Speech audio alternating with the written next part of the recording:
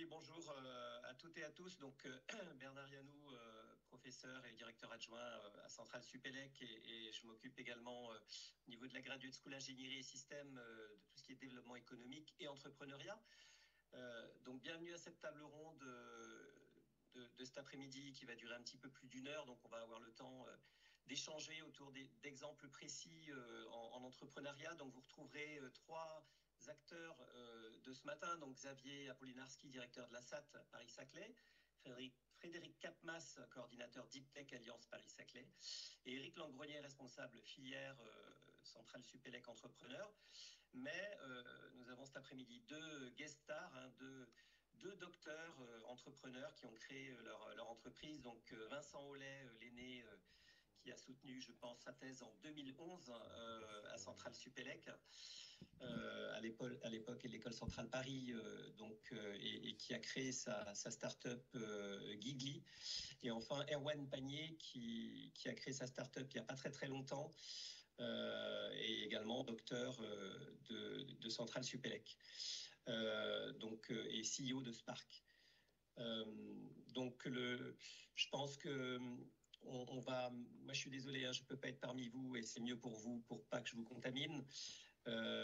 Donc l'idée c'est peut-être de commencer avec en laissant les témoignages libres à Vincent et Erwan sur comment se sont passées un petit peu leur mutation de docteur à entrepreneur. Je pense que c'est ça qui peut nous intéresser cet après-midi. Le plus jeune commence, c'est parti. Bonjour à tous, je suis très content d'être là. Je crois que la dernière fois, j'étais en train de soutenir une thèse. C'est pas la même ambiance. Du coup, moi, j'ai créé une boîte qui s'appelle Spark. Ce qu'on fait, c'est de l'hydrogène décarboné, mais avec 4 fois moins d'électricité qu'un électrolyseur. Donc pour ça, on repart du gaz, du méthane fossile, et on le casse en extrayant l'hydrogène d'un côté et du carbone solide de l'autre. Donc il n'y a pas d'oxygène, pas d'oxydation, c'est 0 CO2, mais c'est 4 fois moins d'électricité que si on partait de l'eau. Et pour faire ça, on utilise des plasmas, c'est des arcs électriques. Et en fait, c'est à l'origine ma technologie que j'ai étudiée pendant ma thèse. Et je peux vous raconter un petit peu comment ça s'est passé, mais on reviendra dessus après pendant les questions. Ma thèse au départ, c'est d'utiliser ces arcs électriques à la nanoseconde pour casser des molécules de CO2. Et on étudie un régime particulier. Donc là, je suis à peu près en deuxième année de thèse, deuxième année de thèse, à étudier un régime particulier qui ne chauffe pas. Donc si ça ne chauffe pas, c'est efficace. Et donc ça va permettre d'avoir une industrialisation derrière. Il se trouve que ça ne marche pas du tout. En fait, nos plasmas qui ne chauffaient pas étaient pas efficaces non plus. Ça, il a fallu comprendre. Et ça, c'était le cadre de la thèse. Dans une thèse, le but, c'est de comprendre. On a compris pourquoi ça ne marchait pas. On a compris qu'il fallait faire autrement et chauffer un petit peu avec un autre régime qu'on appelait Spark. Vous voyez le lien avec la boîte, qui se trouvait fonctionner. Et en plus, on comprenait pourquoi. Et donc, à partir de là est née l'idée d'aller pousser cette techno-là en dehors des labos, parce que c'est bien de dire que ça marche, mais il faut qu'il y ait quelqu'un qui prenne le pas et qui le sorte. Et c'est à partir de là que, donc deuxième, troisième année de thèse, que j'ai vraiment commencé à pousser le projet pour qu'il sorte. Il se trouve que dans le même temps se crée dans l'écosystème de Paris-Saclay des programmes de la SAT Paris-Saclay qui s'appellent des prématurations et qui permettaient à des jeunes docteurs qui en avaient envie et qui du coup sortaient de thèse de tester leur techno, de l'amener un petit peu en dehors. Et donc c'est ce qu'on a commencé à faire. On a fait ça 1 an.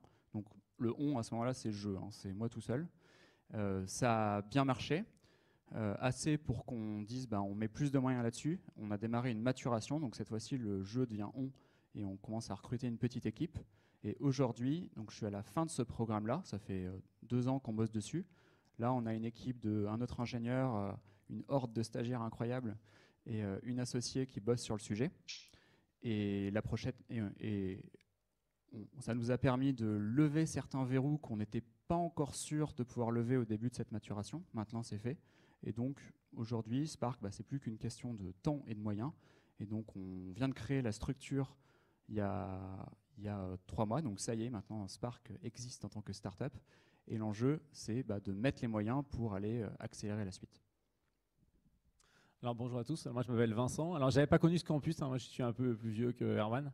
Et du coup j'étais sur le campus de Châtenay qui avait d'autres splendeurs que celui-ci. Donc moi je m'appelle Vincent, donc je suis effectivement un ancien doctorant de l'école. J'ai fait ma thèse avec Bernard, que je connais donc très bien. Et il y a plus de 10 ans maintenant, ça ne nous rajeunit pas. Et donc à l'époque, alors pour la petite histoire, je travaillais sur la conception collaborative, et mon sujet de thèse consistait à détecter les conflits d'intérêts en conception multidisciplinaire, hautement contrainte en environnement très sévère. J'ai fait une thèse très sympathique qui a mené sur des travaux hautement sympathiques, un super modèle qui permettait de détecter très tôt, plusieurs dizaines, 5-10 ans à l'avance, des conflits d'intérêts. Mais pour être très honnête, je pense qu'à la fin de ma thèse, tout le monde était convaincu de dire que ça ne servait à rien. Enfin, en tout cas, ça ne servait à rien d'un point de vue industriel. Pourquoi ? Parce que ce que j'avais démontré, c'était qu'avec une idée de projet, une architecture d'un produit ou d'un service, on était capable de détecter des conflits d'intérêts, qu'ensuite il fallait voir si on était capable de les résoudre pour de vrai ou pas. Si on n'était pas capable de les résoudre, il fallait trouver un autre système, une autre idée, une autre architecture, recartographier le tout, voir si on pouvait faire et que ça ne correspondait absolument pas à des cycles industriels. Et donc, comme je suis breton comme Bernard, un peu piqué au vif, je me suis dit, je vais vous prouver que ma méthode peut marcher avec d'autres moyens. Et donc, j'ai commencé après ma thèse. Donc, je suis d'accord, je pense que j'ai fait ce qu'aucun doctorant fait. J'ai continué ma thèse après ma thèse. Il devait me manquer quelque chose, à part des cheveux déjà à l'époque. Et donc, après ma thèse, j'ai continué ma thèse en me disant, je vais vous prouver qu'on peut aller à la step d'après, et qui était de dire, au lieu de se dire, les ingénieurs génèrent des idées, on va les cartographier, puis on les met à bosser pour voir s'ils savent résoudre les problèmes qu'ils n'avaient pas anticipés. Et puis si ça marche, tout va bien, si ça ne marche pas, on recommence. Je leur dis, on va faire la step d'avant, c'est-à-dire qu'on va automatiser la manière dont les ingénieurs pensent les problèmes pour trouver les solutions. Il y a 10 ans, l'IA n'était pas à ce qu'on était rendu aujourd'hui, d'ailleurs je ne fais pas d'IA.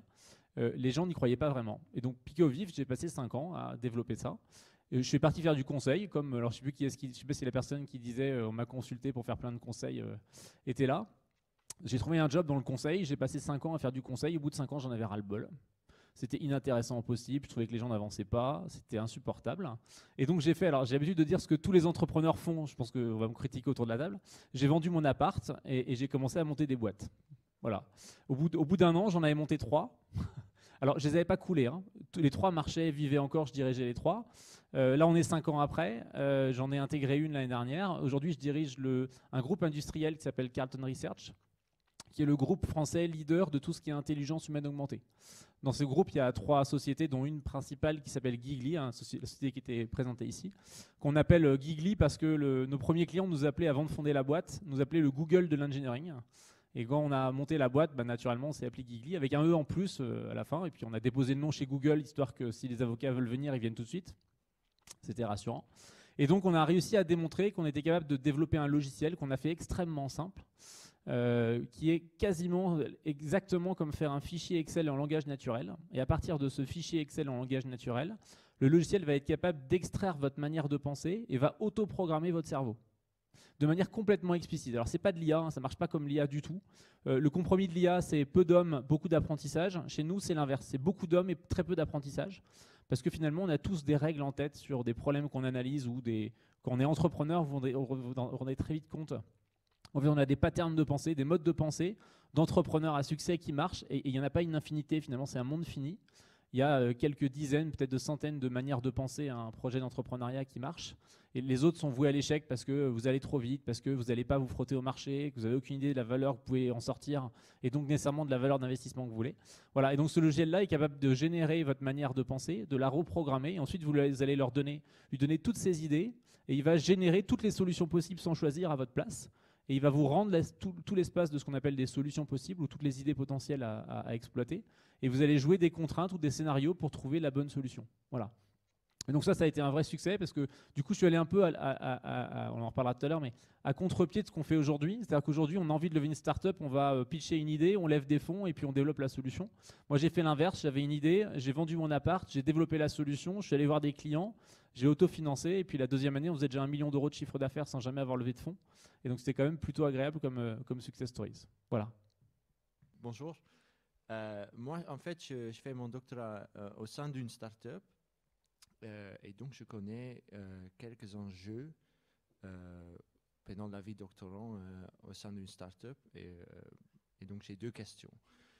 La première, c'est comment on gère le mieux le conflit d'entrée entre un doctorant et une boîte parce que on sait, le doctorant, il veut publier ses résultats le vite qu'il possible, mais à l'autre côté, il y a la boîte qui peut-être veut garder les trucs un peu secrets comme stratégie. Et la deuxième question, c'est peut-être un peu lié à ça, c'est parfois quand on a déjà publié nos résultats, on trouve une opportunité d'utiliser les anciens résultats commercialement. Mais à cause que c'est déjà publié, on peut plus mettre un brevet parce que c'est déjà publié. Et donc la deuxième question, c'est comment on évite une situation comme ça. C'est pas toujours possible, mais je suis plus à l'aise sur la Xavier, donc de la SAT, je suis plus à l'aise sur la deuxième question. La première, c'est si tu es en thèse dans une start-up, ça veut dire que tu as un contrat et dedans, il y a les règles de propriété intellectuelle qui s'appliquent. Donc là-dessus, sans ton contrat, je ne peux pas répondre de manière simple. Pour la deuxième question, c'est j'ai publié, donc je ne peux plus breveter, donc j'ai l'impression de ne plus pouvoir rien faire. Le brevet, ça n'est qu'une... à côté du brevet, tu as un savoir-faire. Parce que tu sais comment mettre en œuvre la solution que tu as publiée. Et dans la publi, tu n'as pas forcément toutes les astuces, tous les tips que tu as au quotidien quand tu veux produire ce que tu fais dans ta thèse.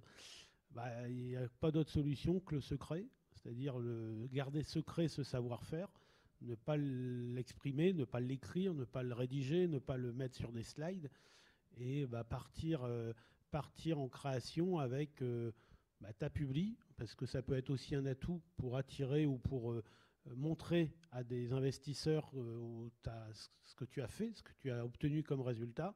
Et par contre, bien faire attention que toute la méthodologie, je ne sais pas s'il y a des règles de conception, des abacs de dimensionnement, des plans, tout ça, tu le gardes secret.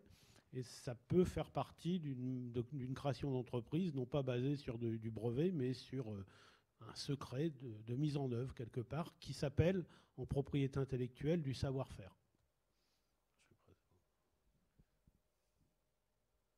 Et ça se rédige, le savoir-faire, ça s'écrit. Si tu ne l'écris pas, c'est pas bon. Il faut l'écrire, il faut le formaliser comme une recette de cuisine. Au sens quelles sont les données d'entrée, le travail que tu fais dessus et le résultat de sortie. Et ça a une valeur au sens de la propriété intellectuelle.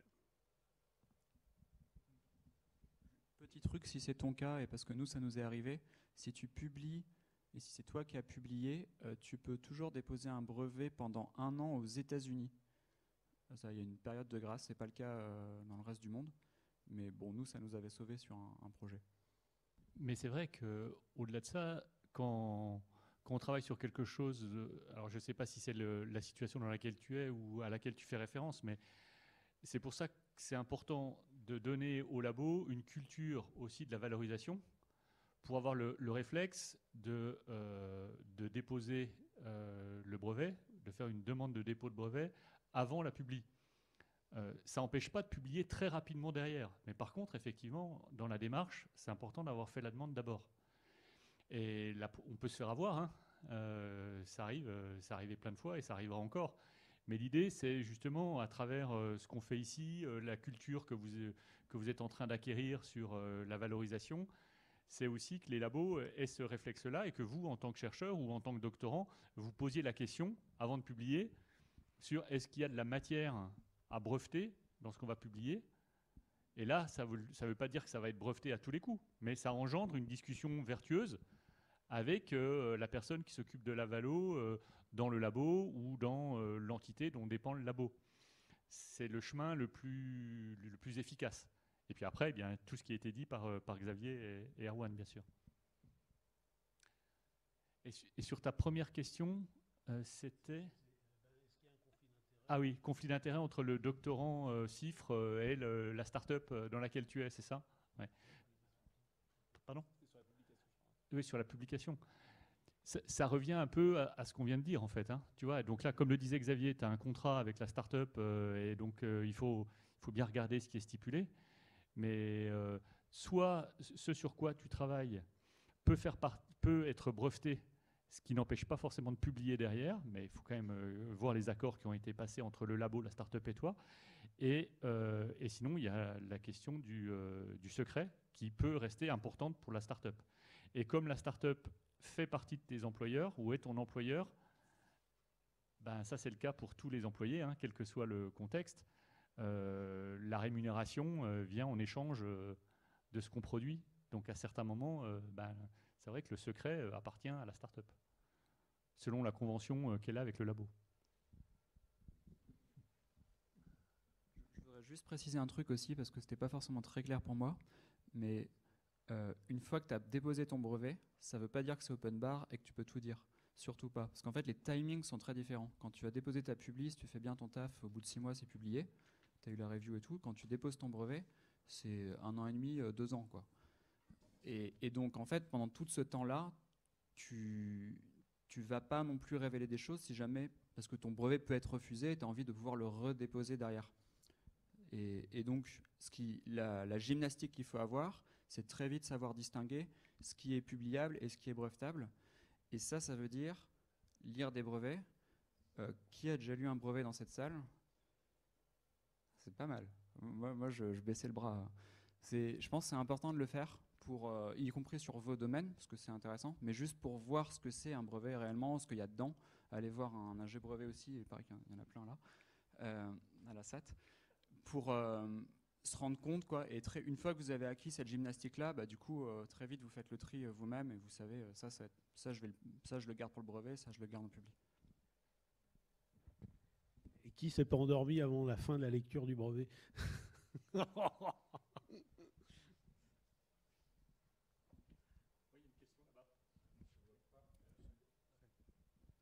Après, je viens après. Il est plus près. Moi, ma question va aussi dans le sens du brevet. En fait, ce que j'ai compris, c'est que lorsque on fait un dépôt de brevet, on n'a pas la possibilité d'en parler peut-être dans le manuscrit de thèse ou on n'a pas la possibilité de faire un article avec. Alors que en tant que doctorant, on est censé avoir une publi dans une revue et tout. Et dans ce cas, comment est-ce que l'école doctorale traite ces genres de situations, par exemple? Alors, je ne suis pas un grand spécialiste, mais il y a pas mal de thèses qu'on a demandé qu'elles soient sous la forme de confidentiel. C'est-à-dire que le jury se fait en huis clos avec un nombre de personnes, enfin des personnes qui sont dans la salle, donc voilà, ils sont là pour juger de tes résultats, mais ils ont un accord de confidentialité. Et la thèse est en huis clos, donc ça te permet de parler de ton brevet, enfin de ton innovation sans retenue et de passer ta thèse normalement. Par contre, effectivement, tu as les contraintes que Erwan vient de présenter sur la publication. Même si tu as déposé, tu peux pas, enfin c'est pas parce que tu as déposé un brevet que tu n'as pas fini l'instruction pendant ta thèse, ça c'est pas possible. Donc ils vont te demander des infos complémentaires, les cabinets, enfin ceux qui font l'instruction du brevet vont te demander des données supplémentaires, ils vont te demander des remarques. Donc c'est pas ce que tu as déposé comme brevet, c'est pas le brevet final qui sera validé. Et tout ce que tu auras publié pendant ce temps-là, c'est un risque que tu prends sur la valeur de ton brevet. Donc il est important de publier intelligemment, et ça, normalement, il y a des personnes dans les laboratoires ou dans les cellules de Valo qui peuvent quand même accompagner ou donner des petits conseils, quoi. Sur le sujet de la confidentialité lors de la thèse, c'est vraiment les écoles doctorales, les écoles doctorales qui gèrent ça, hein, vis-à-vis des établissements. Et il y a toute une procédure et divers niveaux de confidentialité. Le manuscrit peut être confidentiel, la soutenance peut être confidentielle ou pas, etc., etc. Par contre, il faut toujours le justifier. Parce qu'une thèse doit être publique, théoriquement. Donc il faut pouvoir justifier de la confidentialité. Et en vrai, faire une soutenance de thèse en huis clos complet, c'est pas très cool, très intéressant, mais c'est pas nécessairement ça. Ça peut être juste une partie. Ça peut être une partie de ton manuscrit. Il y a 1 ou 2 chapitres qui sont privés. C'est beaucoup plus intelligent de faire comme ça, je pense, que de faire tout secret. Pourquoi? Parce que si jamais tu as besoin de te vendre à un moment donné, tu peux pas, si ta thèse est confidentielle. Alors nous, à École Doctorale EOBE, la clause de confidentialité, elle est demandée par une entreprise, en général. Moi, j'ai jamais rencontré le cas d'un doctorant qui demandait la clause de confidentialité. Et dans ce cas-là, je le déconseille même. Vis-à-vis de son dossier, je le déconseille. Et souvent, je pense aussi que arriver à ça, ça traduit le fait qu'on n'a pas anticipé avant. Parce que si vraiment tu anticipes, tu peux... tu dimensionnes tes données, tu fais des choses comme ça. Enfin, il y a plein de moyens d'avoir des trucs publics qui ne vont pas te compromettre.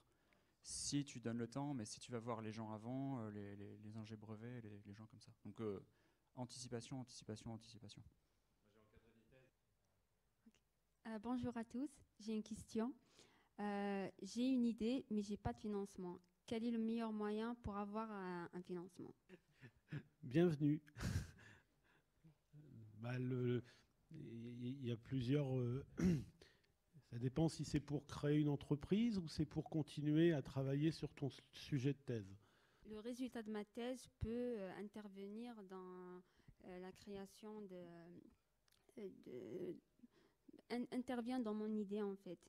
Mais voilà, donc c'est pour concrétiser cette idée. Pour moi, le plus simple, ça serait, si tout le permet, c'est le 13 mai prochain.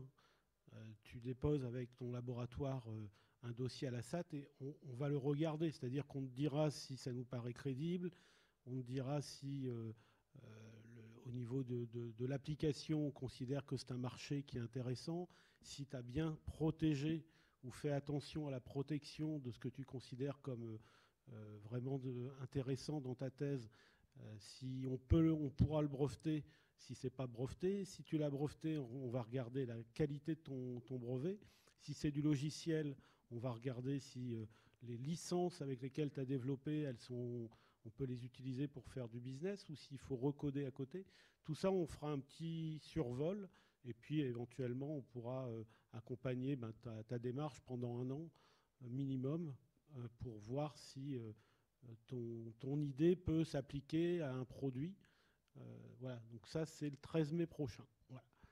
Sur le site de la SAT, ça s'appelle PhD Transfer Programme. Je ne sais pas si vous avez d'autres idées pour le financement de...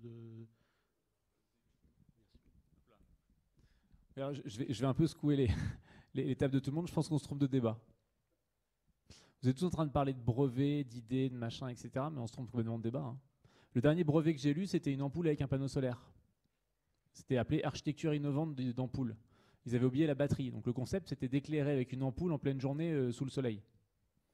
Je vous pose la question de l'intérêt. Non, mais cet exemple, juste pour vous dire que, en fait, c'est bien d'avoir une idée, de poser un brevet, etc. Mais combien de projets voit-on qui ont des idées merveilleuses, mais qu'il n'y a aucun business model et il n'y a aucun marché qui va en face? On peut avoir plein d'idées. Hein. S'il n'y a pas de marché en face ou si l'investissement ne vaut pas la rentabilité qu'il y a derrière, ça ne sert à rien. Donc la première question qu'on a à se poser, ce n'est pas de savoir s'il faut breveter quelque chose, c'est quel est le business plan qui va en face et quel est le modèle qui va en face. Et souvent, on se trompe de débat. C'est-à-dire souvent, les entrepreneurs disent, et c'est peut-être un peu la question de la jeune femme là-haut, c'est « j'ai une idée, je veux en parler à personne au cas où on me la vole ». Mais allez en parler à Eric, mon voisin de gauche. Jamais de la vie il va voler l'idée, c'est un vrai entrepreneur. Un entrepreneur, il sait éperdument que la vraie valeur d'une idée, c'est son porteur. Et que vous avez beau avoir partagé l'idée avec quelqu'un, si ce n'est pas le porteur du projet, s'il n'a pas l'idée, s'il n'a pas la vision, ça mènera nulle part. Ce qu'on veut, c'est les originaux, ceux qui ont créé l'idée, ceux qui ont eu la vision et qui ont emmené la question. Donc avant de se poser, de se dire, alors les problèmes de confidentialité, moi je faisais ma thèse chez Schlumberger, j'en ai eu. Hein. La première fois, ma thèse a été refusée parce que l'exemple que j'avais pris pour démontrer ma thèse était confidentiel. On a juste appris un cas d'exemple non confidentiel chez Schlumberger, on a réécrit la thèse et puis c'est passé comme ça. Ça ne dénaturait en rien la valeur de la thèse. Et la vraie question qu'on a, et à laquelle moi je ne savais pas répondre quand j'ai commencé à développer mon logiciel, je ne savais pas que j'allais devenir entrepreneur. Hein. Je n'ai pas commencé à développer un logiciel après ma thèse pour devenir entrepreneur. Je l'ai juste piqué au vif et je me suis dit je vais leur montrer que j'avais raison. Puis à la fin ça marchait tellement bien que je me suis dit c'est quand même bête de passer à côté. Alors je l'ai financé parce que j'avais les moyens, j'ai vendu l'appart. Bon. Je ne vous invite pas à vendre votre voiture ou votre ordinateur portable pour lancer une boîte, mais globalement, je pense que la première chose que je me suis fixée, c'est me dire, je suis allé me frotter au marché pour comprendre combien est-ce que mon innovation valait sur le marché. Parce que si quelqu'un est prêt à payer 50 € par mois votre innovation ou à la payer 100 000 € par mois, ce n'est pas le même deal. Et moi, au bout de 6 mois, quand j'ai créé ma boîte, j'avais vendu 600 000 €. eh ben, ça vous change la face du monde. Alors, j'ai pas déposé de brevet, hein, j'ai fait un keep it secrète, j'ai gardé les algorithmes confidentiels, je les ai développés et ça s'est très bien passé. Et donc la première question à se poser, c'est pas de se dire est-ce que je pose un brevet, ou est-ce que j'ai une idée, ou est-ce que je la garde confidentielle, c'est est-ce qu'il y a un marché en face? Combien quelqu'un est prêt à payer pour tester l'idée que j'ai? D'accord? Et pour être très honnête avec vous, moi les premières fois que j'ai vendu, le logiciel n'existait pas. Hein. Je passais mes nuits à faire de l'Excel, à écrire des lignes de code pour y arriver, quoi. Hein. Et ça n'a jamais empêché personne de signer chez moi. Hein. Voilà. À partir du moment où j'avais de quoi démontrer l'idée, le truc que ça allait faire, j'ai réussi à vendre. Hein. Vous voyez ce que je veux dire? Et c'est là où ce que tu dis est très intéressant. Je le pondère juste en fonction de votre domaine scientifique. Parce que dans certains projets que j'accompagne en nano, par exemple, on peut avoir une idée d'application sans être capable d'aller challenger directement un client sur l'utilisation du produit qui n'existe pas encore. Donc ça, c'est à pondérer un peu par le domaine technologique dans lequel vous vous trouvez, à mon avis. Je suis d'accord avec toi, mais globalement, effectivement, je pense qu'on fait trop vite cette erreur-là de se dire enfin, je partage pas pleinement le point de vue d'Eric. Hein. Il y a des métiers, il y a des produits, il y a des services sur lesquels, si on n'a rien développé, ça ne marche pas, on ne peut pas les vendre, on ne peut pas les tester. Mais la première question à se poser, c'est quel est le business model que vous estimez en face d'une idée? C'est-à-dire qu'à se dire on pose un brevet, ça coûte très cher de poser un brevet. Le maintenir à jour dans les bases de données, ça coûte aussi cher. Si vous n'avez pas le business model en face, ou s'il vous faut 15 ans et 100 millions d'euros d'investissement pour réussir à mettre le brevet dans la vraie vie, ça va être très compliqué et il n'y aura pas forcément le marché qui va en face. Donc souvent, on fait ce qui est plus valorisant, c'est de faire des petites boucles et des circuits un peu rapides pour tester une idée et voir combien est-ce que le marché est réellement prêt à payer, quoi. Alors, on ne passe la parole tout de suite, c'est juste pour terminer sur ce sujet-là. Dans ce que vient de dire Vincent, il y a peut-être des choses que vous ne comprenez pas totalement. C'est possible que selon ce que vous faites dans votre thèse et ce à quoi vous avez eu l'occasion de vous intéresser, vous ne connaissiez pas forcément ce que c'est qu'un business model, par exemple. Et c'est là où c'est intéressant, si vous avez envie de creuser un peu ces aspects de création pour mieux comprendre ce que ça recouvre, c'est de suivre une petite sensibilisation qui vous permettra de comprendre un petit peu les concepts dont vient de parler Vincent, qui sont souvent étrangers dans un labo quand on fait une thèse très technologique. Donc ne vous méprenez pas. Ce que dit Vincent est super utile. Si vous ne comprenez pas tout ce qu'il y a derrière, c'est pas parce qu'il vous manque des cases, c'est pas parce que vous êtes bête, c'est vraiment il y a une petite sensibilisation à avoir sur certains jargons qui vont vous aider à comprendre la démarche. C'est pour ça que là, ce matin, vous avez eu en fait pas mal d'acteurs qui vous ont été un peu présentés. N'hésitez pas à venir en parler là, avec ces structures et ces acteurs en fait, qui vous accompagnent. Vous avez vos structures de valorisation. Il y a la SAT, mais dans chaque établissement, il y a des personnes en fait, qui ont déjà en fait, soit entrepris, soit qui sont déjà passées par ces questions-là. Il ne faut pas hésiter en fait à en discuter. Vous n'êtes pas obligé de la rendre publique en fait, cette idée. Vous trouvez en fait voilà, des personnes qui sont dans cette dynamique-là et vous allez vers ce petit échange. Après, vous pouvez vous enfoncer en fait dans des programmes qui vont vous permettre d'aller plus loin, plus en profondeur, et puis vous avancez au fur et à mesure.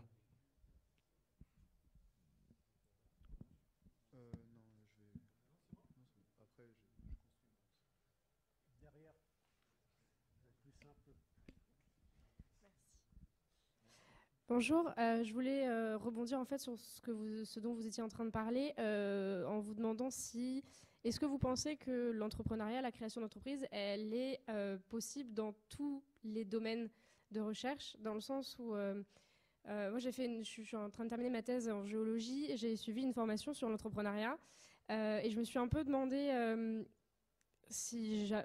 pas si j'avais le droit d'être là, mais en fait, c'est très opaque dans nos laboratoires en géosciences. L'entrepreneuriat, c'est un truc pas qui n'existe pas, mais voilà, il y a très très peu de gens qui font ça. Est-ce que il y a les bons interlocuteurs? Est-ce que nous, on a la capacité de réfléchir? Alors, vous voyez, vous parlez de business model. Alors moi, j'ai entendu ça dans la formation et j'étais là, ok, mais je ne sais pas en fait comment créer ça, comment trouver l'idée.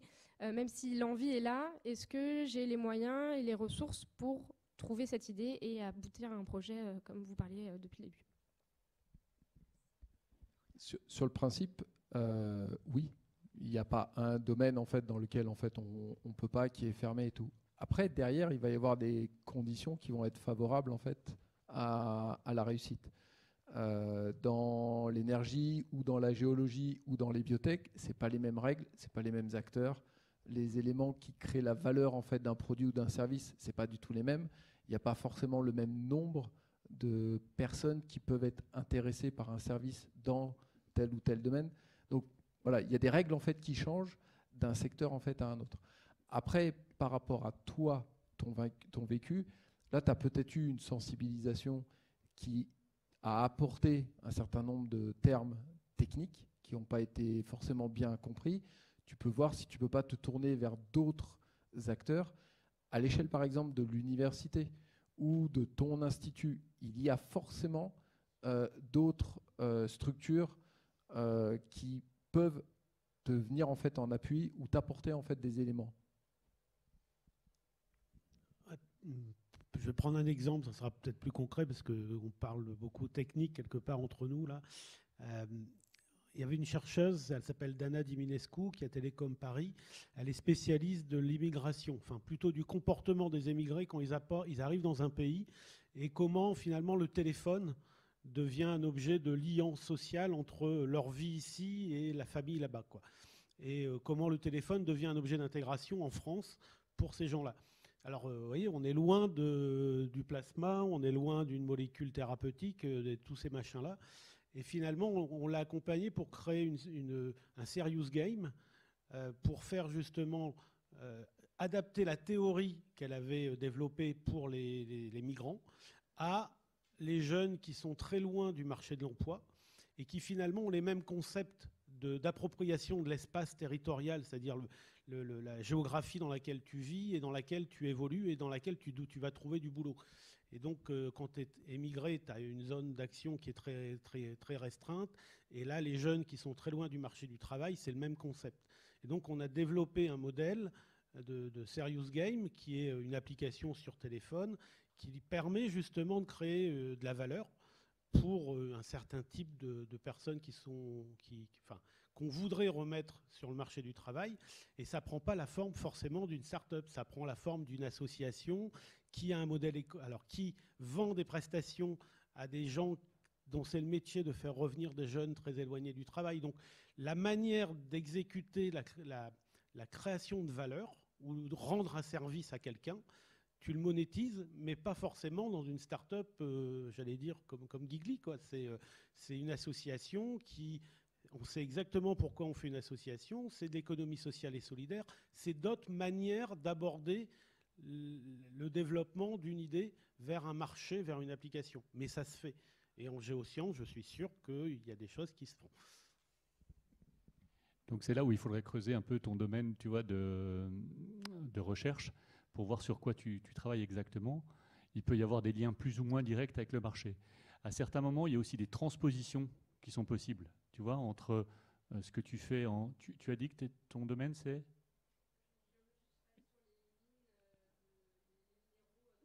Ok. Donc là, est-ce qu'il y a des applications marché directes de ce que tu fais? Je ne sais pas, là, il faudrait explorer.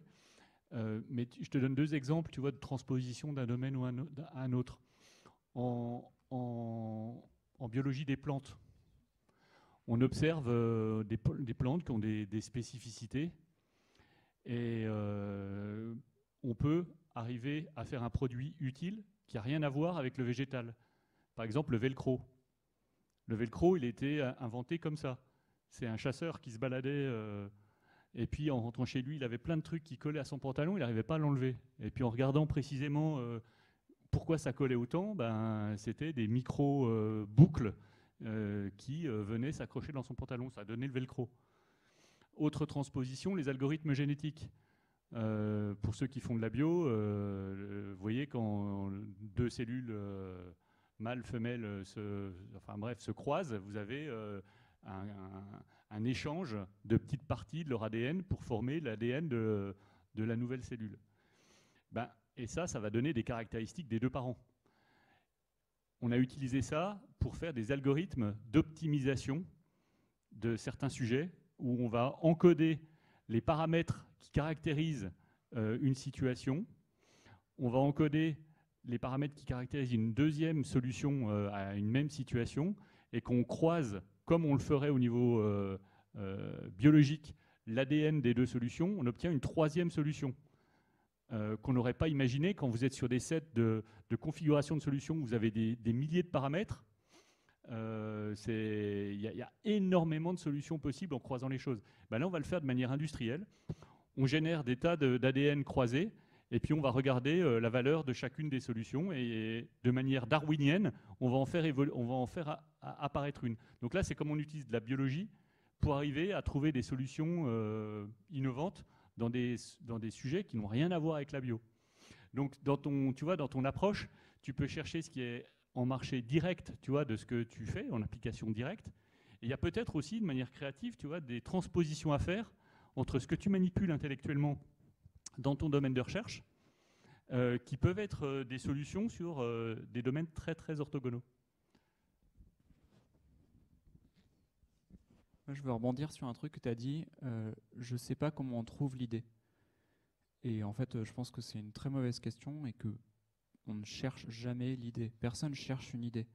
Je pense que le chasseur d'Eric tout à l'heure, je ne sais pas si en voyant le truc sur son pantalon, il s'est dit oh, qu'est-ce que je vais pouvoir en faire. À mon avis, il avait le même problème. Il avait un problème la semaine précédente. Il devait, je sais pas quoi, refermer ses chaussures, accrocher un truc à un mur. Il ne trouvait pas de solution. Et ensuite, la semaine suivante, quand il voit ces petites feuilles collées à son pantalon, il fait le lien, il fait la connexion. Je pense que c'est comme ça que ça se passe dans le cerveau, c'est-à-dire qu'on réfléchit à des problèmes, on ne réfléchit pas à une idée. Toi, dans ton domaine, il y a sûrement, ou ailleurs en fait, dans la vie, il y a sûrement des problèmes qui sont pas résolus, sur lesquels tu te sens investi, et c'est ça qu'il faut creuser. Et c'est super important, parce qu'une idée, c'est de l'éphémère, quoi. J'ai une idée quand je vais faire de la peinture ou quand je vais faire de la danse, mais créer une entreprise, c'est un marathon. Ça ne se fait pas à base d'une idée un jour éphémère qui ensuite va se dérouler pendant les 2 ans ou les 10 ans qui suivent. Non, ça se fait parce que tu as un problème que tu as envie de résoudre, tu as envie de mettre de l'énergie là-dedans. Et en fait, à partir du moment où tu attaques ce problème-là, bah, naturellement, tout ce que tu vois dans le monde autour de toi, ça va se connecter et à un moment, tu auras des idées. Et ça, c'est comme la thèse, en fait. C'est vraiment la même dynamique. Vous venez pas à votre labo le matin en vous disant ah bah, aujourd'hui, je vais avoir une idée. Vous restez là 1 heure dans votre bureau. Quand est-ce qu'elle arrive? Non, vous réfléchissez. Et à un moment, il y a une connexion qui se fait. Mais le travail, il s'est fait avant et il se fera après parce que vous réfléchissez au problème. Donc, je pense, oublier ce côté comment on a l'idée. C'est qu'est-ce que moi j'ai envie de faire? Où est-ce que j'ai envie de mettre mon énergie? Quel problème j'ai envie de résoudre? Et si vous remplacez problème par marché, vous retombez sur ce que disait Vincent tout à l'heure. À mon avis.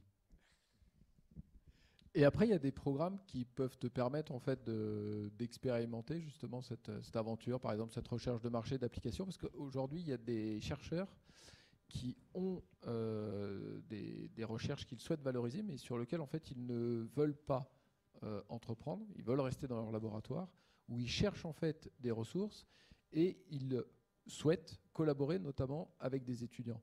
Je vous en ai parlé un petit peu ce matin, c'est le programme Mature Action. C'est disponible pour tous les élèves en fait, de l'université, de la L1 à la D3, tout domaine confondu. Là, il tourne par semestre, ça fonctionne par semestre. Donc la prochaine fois, c'est pour septembre. Je vous ai donné les coordonnées. Vous n'hésitez pas à envoyer un mail à Nicolas, c'est Nicolas Lecomte. Et là, vous allez vous retrouver de façon simple à travailler en fait, sur des projets qui proviennent d'un laboratoire de l'université Paris-Saclay. Vous pouvez être dans un groupe sur lequel vous avez une affinité, vous expérimentez. Ça vous permet de rencontrer d'autres étudiants qui sont dans le même état d'esprit, dans la même logique.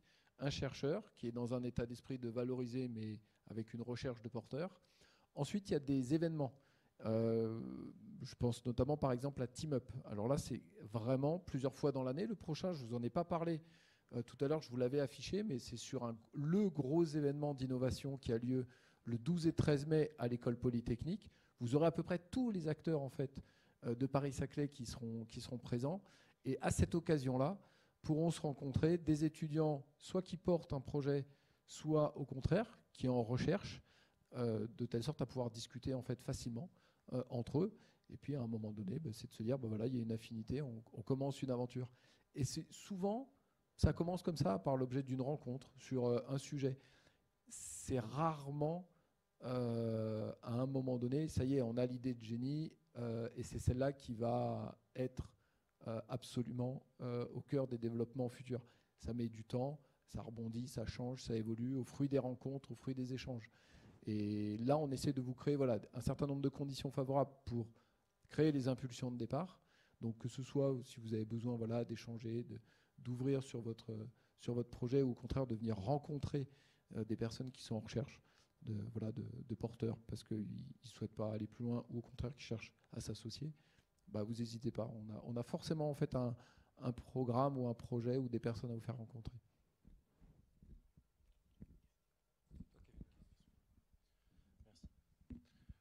J'avais une question, ça concerne aussi peut-être d'autres doctorants. Des fois, si on veut par exemple poursuivre une idée qui concerne un peu nos projets de recherche, ça implique qu'il faille faire des levées de fonds qui sont très très conséquentes parfois, notamment comme des sujets de recherche scientifique qui sont assez pointus.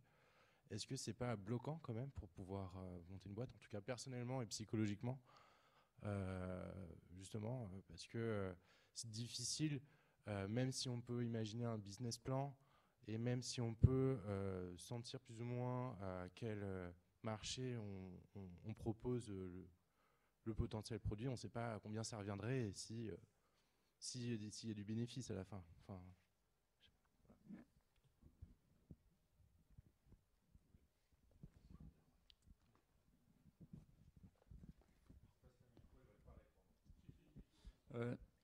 C'est facile, hein. Il y a 10 ans, tu étais mort, ça ne marchait pas.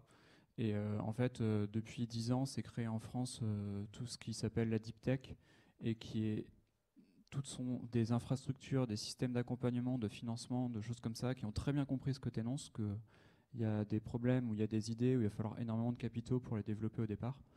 Et ça, un industriel lambda, il ne sait pas financer, un fonds lambda, il ne sait pas financer.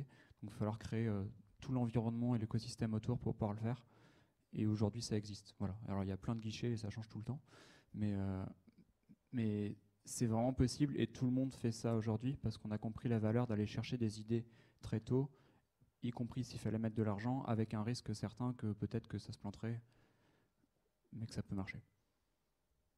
Donc tu es au bon timing en fait. Enfin voilà, tu es mené au bon moment. Le momentum en fait est excellent, et c'est tout l'objet là du programme que je coordonne, et donc qui implique la SAD, qui implique l'université, qui implique l'incubateur, qui implique le réseau d'entrepreneurs. Même si c'est dans un enjeu comme ça qui est un peu vertigineux, ça se construit en fait tout au long d'une trajectoire, et rapidement tu vas plus être tout seul en fait. Tu vas plus être tout seul autour de toi pour t'accompagner, pour t'aider à structurer ton projet, mais tu vas plus être tout seul en fait en interne dans le projet. Et petit à petit, c'est une équipe en fait qui va se constituer, et vous allez en fait relever ces défis à plusieurs. Et en face, il y a des acteurs en fait qui attendent justement cette typologie de projet pour pouvoir justement apporter des soutiens financiers. Ça se structure, ça évolue, et ça va continuer en fait de s'enrichir. La période en fait est vraiment très bonne. Ce qu'il faut comprendre, c'est que l'argent n'est pas un problème. Il y a zéro problème d'argent actuellement dans les pays occidentaux. Zéro problème. Le problème, c'est uniquement celui de la valeur que l'on crée à travers le projet qu'on développe. C'est ce que disait Vincent tout à l'heure. À partir du moment où la solution que tu es en train de mettre en œuvre, tu vois, pour résoudre un problème, tes clients en ont intensément besoin, même s'il y a beaucoup de mise au point nécessaire, tu vois, entre là où tu en es aujourd'hui et le moment où ça arrive sur le marché, si tu as des clients qui attendent impatiemment ton produit et qui sont prêts à payer suffisamment pour ça, et qui sont suffisamment nombreux dans le monde, il y a zéro problème de financement. Zéro problème, pourquoi? Parce que tu as des investisseurs qui sont là, c'est leur métier. Et ce qu'ils cherchent, c'est uniquement des bons projets. Et c'est quoi un bon projet? C'est un projet où les clients ont intensément besoin et où ils sont suffisamment nombreux.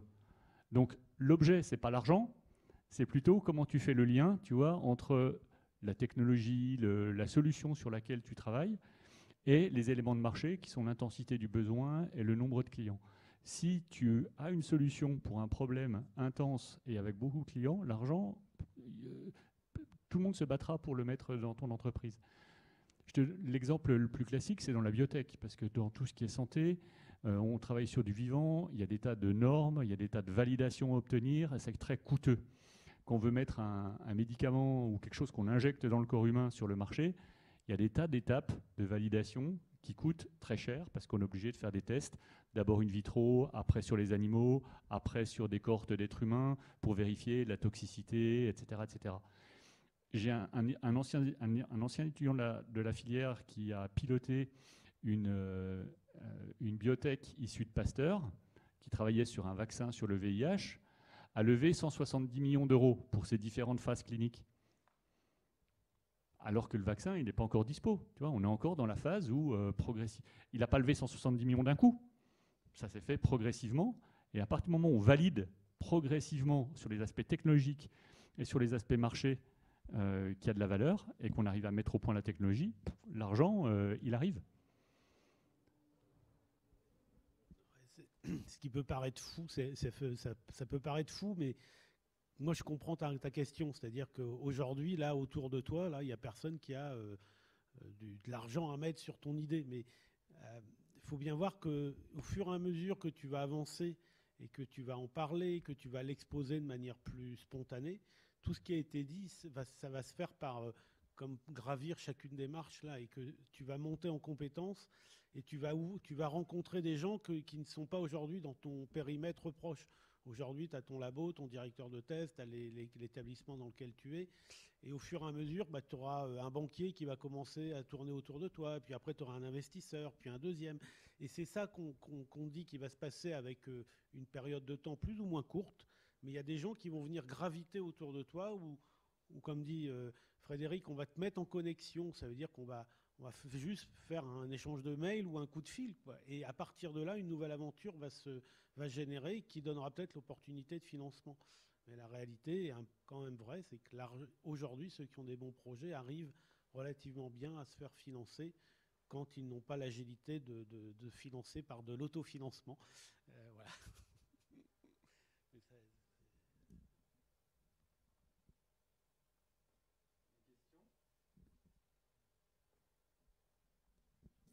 J'ai l'impression que je t'avais un peu interrompu dans ta question tout à l'heure.